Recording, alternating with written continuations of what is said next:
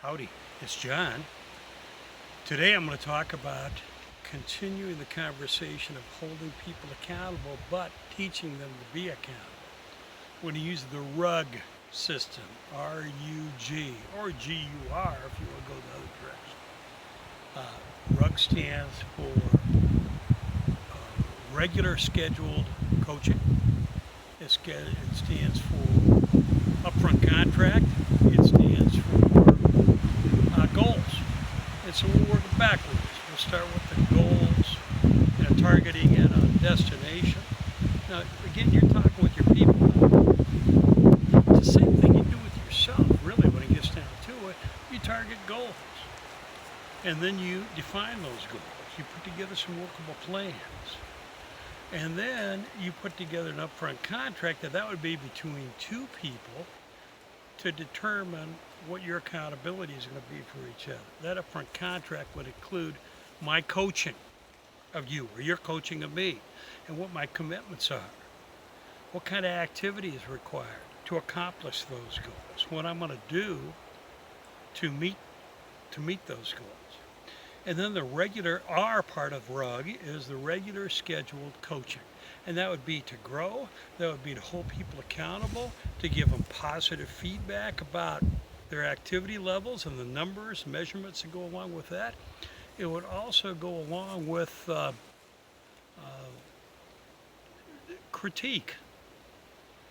And I mean positive critique. I don't mean criticism now. And I think there's a very subtle difference. Criticism is just chopping somebody. Just telling them what not to do. Well, you don't help anybody by telling them what not to do. You got to tell them what to do. There's a story about Warren Spahn, the great Warren Spahn, the pitcher for the Milwaukee Braves. Yes, they used to be in Milwaukee. That's a real long time ago.